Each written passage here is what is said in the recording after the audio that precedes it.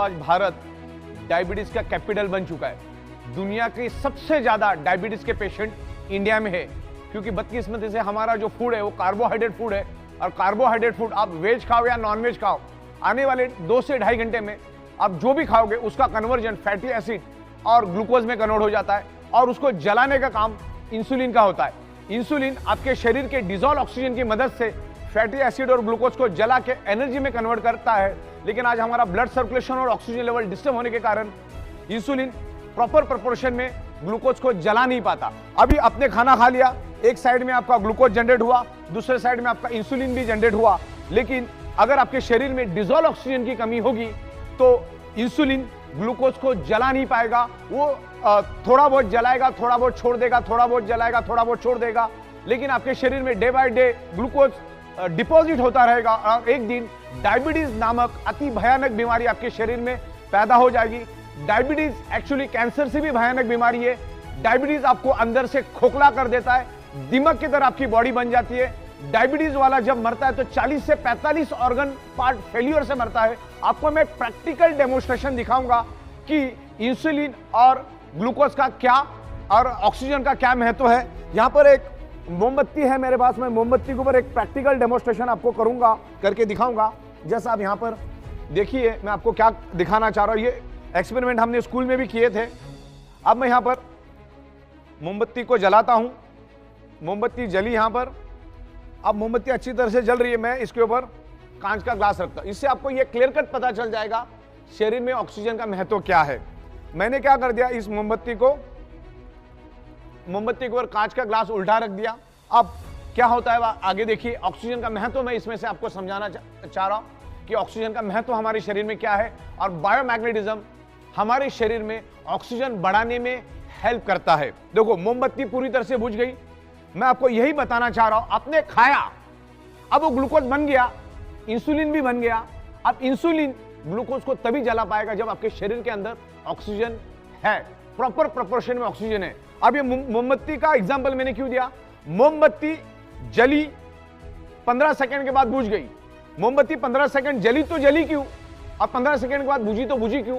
उसका एक ही कारण है, ऑक्सीजन की कमी। ऑक्सीजन नहीं मिला, उसने जलना बंद कर दिया।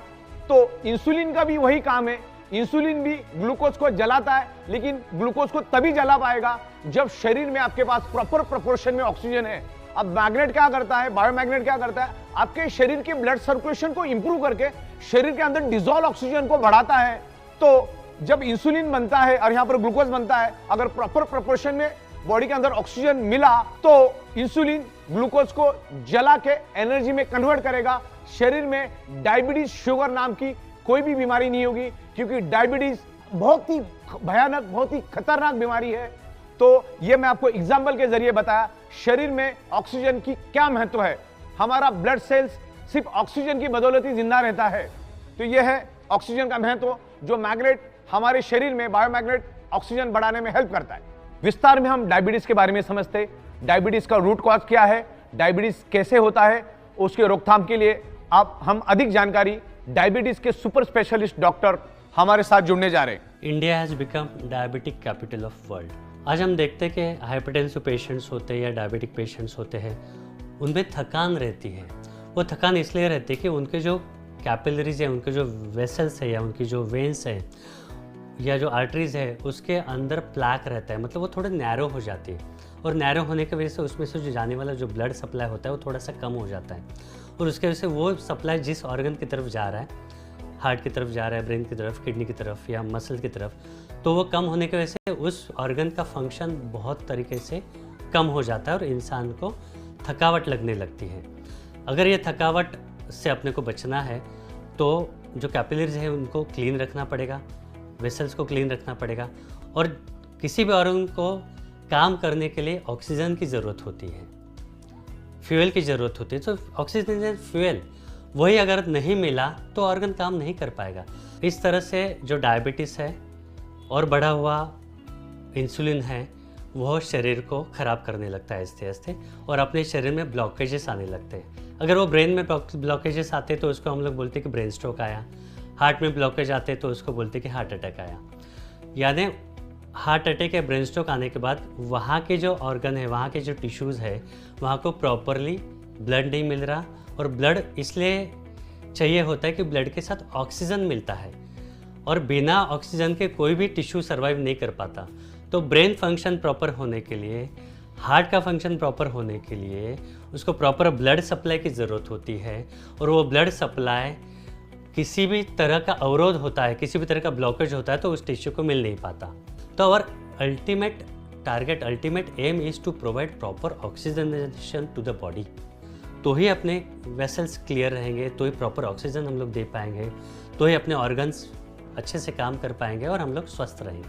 थैंक यू, आपसे हमें बहुत अच्छी जानकारी मिली और आशा करते हैं कि हमारे लोग आपकी इस नॉलेज का, आपकी इस जानकारी का बहुत अच्छी तरह से यूटिलाइजेशन करेंगे।